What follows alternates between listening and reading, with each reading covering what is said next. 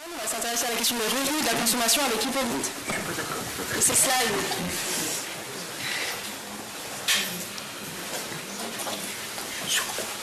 Merci. Donc pour traiter la question des conflits entre les générations, une façon ou un outil qu'on pourrait utiliser, ce serait l'outil d'inégalité. On se dit qu'une société qui est égalitaire entre les générations aura peut-être moins de conflits, et la question qu'on s'est posée ici, c'est comment mesurer cette égalité entre les générations. Alors quand on pense inégalité, on pense immédiatement inégalité de revenus, mais évidemment dans le cadre des générations ça ne marche pas, vous voyez, parce qu'avant 15 ans ou avant 18 ans vous avez très très peu de revenus, après 65, après 70 ans vous avez quasiment plus de revenus non plus, et donc vous mesureriez quelque chose qui ne voudrait rien dire. En tout cas il y aurait une grande partie de la population qui aurait des revenus zéro.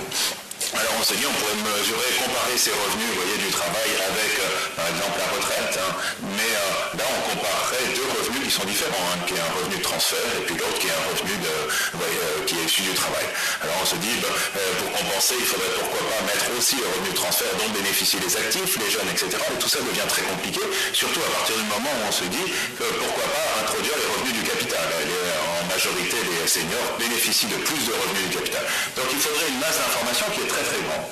Donc le parti qui a été pris ici dans ce projet, c'est d'appréhender les inégalités d'âge à travers la consommation, à travers ce qu'on consomme finalement à chaque âge, et de voir s'il y a plus ou moins une égalité.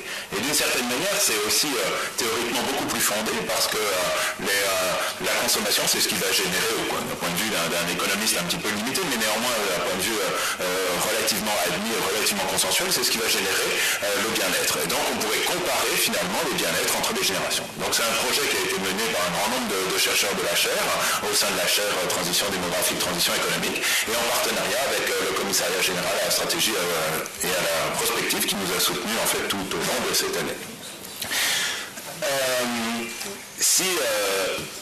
Un graphe. Donc vous avez ici une consommation par âge, c'est-à-dire sur l'axe horizontal, vous avez des âges qui partent de 0, pour l'âge 0, et jusqu'à 90 ans à peu près. D'accord ?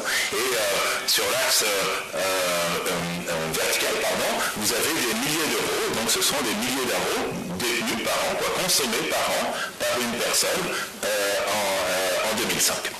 Alors ce qu'on voit, c'est que certes il y a une croissance, les enfants consomment moins que leurs parents, ça c'est quelque chose qui est bien connu, et ensuite on a quelque chose qui bouge un petit peu. Vous voyez, il y a quand même une certaine égalité, notamment à partir de 30 ans il y aurait plutôt une petite baisse, notamment parce que finalement les quarantenaires redistribuent vers les plus jeunes, et puis après ça remonte, vous avez un espèce de pic autour de 60 ans, et comme par hasard, on retrouve là les baby boomers, qui sont bien connus pour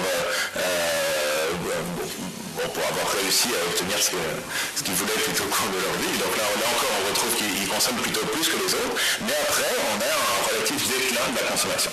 Alors, il y a certaines inégalités, mais l'ordre de grandeur, donc on tourne autour de 15 000 euros par an de consommation, mais finalement, les inégalités ne sont pas très fortes. Si on a un petit peu en tête les chiffres d'inégalité qui sont intra-âge, par exemple, on a des ordres de grandeur qui sont beaucoup plus importants. Ici, on a une société qui est relativement égalitaire.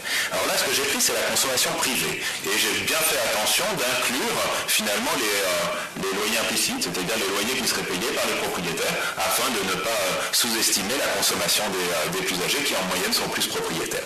Vous voyez, donc vous avez ce schéma-là. Et ensuite, on peut rajouter, finalement, toute la consommation de biens produits par la puissance publique, ce qu'on appelle la consommation publique. Alors là, ce ne sont pas des transferts, bien sûr, ce ne sont pas des retraites, etc., mais c'est l'ensemble des biens consommation publique qu'on peut sommer. Et là, on arrive à quelque chose qui est...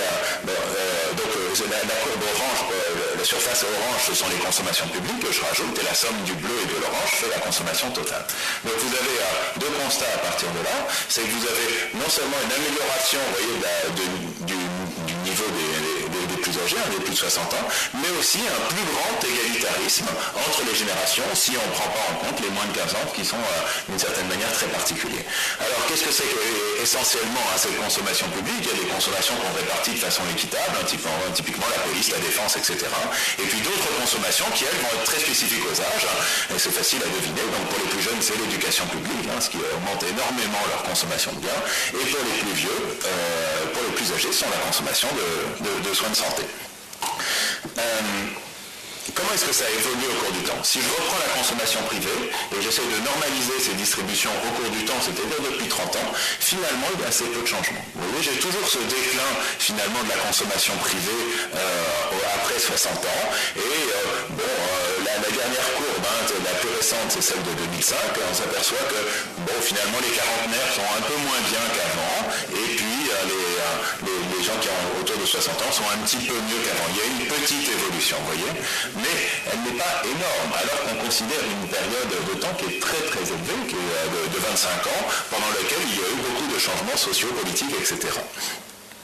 Si je rajoute la consommation totale, c'est-à-dire encore une fois en rajoutant les consommations publiques, là aussi je vois très très peu d'évolution. Alors si on regardait vraiment dans les détails, on s'apercevrait quand même que les plus de 60 ans bénéficient en par-tête de plus en plus. Ils ont une situation qui s'améliore un petit peu, et notamment relativement aux plus de 20 ans. Alors est-ce que ça c'est une question problématique ou pas? Il suffit de regarder un taux de dépendance, peut-être un petit peu différent de ceux qui vous ont été présentés précédemment. Ici c'est justement, ce sont ceux qui ne travaillent pas d'une certaine manière, qui bénéficient d'une façon générale du travail des autres, c'est-à-dire les moins de 20 ans et les plus de 60 ans, même si on pourrait discuter un petit peu sur les âges. Ce qu'on voit, ça c'est donc la part de ces moins de 20 ans et plus de 60 ans dans la population française. On s'aperçoit que finalement qu'en 2005, à la fin de notre étude, on est à la fin d'une période, un âge d'or en fait démographique.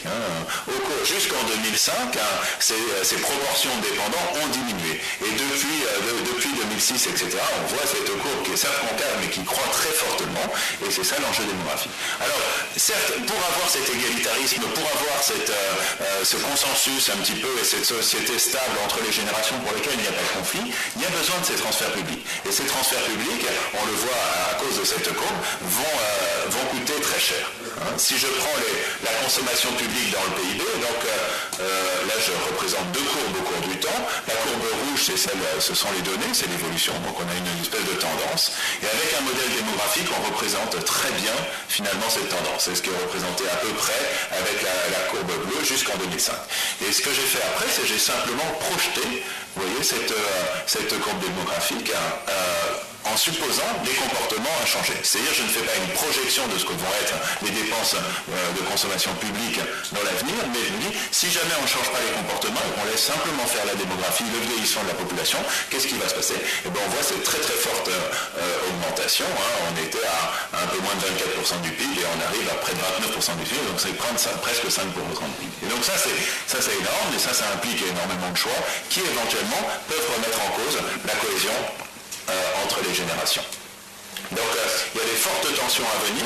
Il ne faut pas oublier qu'on est à la fin d'un âge d'or démographique qui était lié au fait qu'il y avait une baisse de la natalité dans les années 70 et dont on a vraiment bénéficié. Il y a peut-être des risques de conflit entre les générations. Alors je ne vais pas forcément répondre à cette question, etc. Je ne veux pas faire de la prospective, mais juste une indication pour voir la question de conflit entre les générations.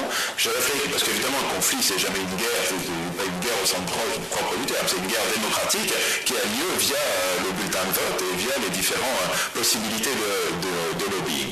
Et donc, pour appréhender cette guerre ou ce conflit, entre guillemets, on peut calculer l'âge de l'électeur médian. Donc, un électeur, vous le savez, c'est quelqu'un de plus de 18 ans.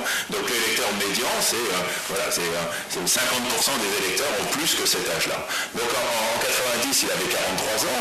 En 2000, il avait 46 ans. En 2010, donc aujourd'hui, hier, mettons, c'est 47 ans, et en 2020, il sera de 50 ans. Vous voyez, c'était pas tant que ça. Donc tout à l'heure, on parlait de l'invasion des vieillards, etc. Celui qui est médian, celui qui peut faire l'élection, pour l'instant, à 50 ans, c'est encore un actif, d'accord? Et je dirais même, j'en finirai juste par là, une personne à 50 ans, elle est vraiment très particulière. Vous voyez, elle a ses enfants qui finissent leur études secondaires, etc., qui sont dans leur processus d'insertion. Donc, il est particulièrement inquiet de ce processus d'insertion. Et en plus, à 50 ans, on a des parents, parce qu'on a encore des parents, on a des parents qui arrivent dans des âges où il y a des problèmes de santé qui sont très importants. Et donc, là aussi, de l'autre côté, on est sensibilisé par cela. Et donc,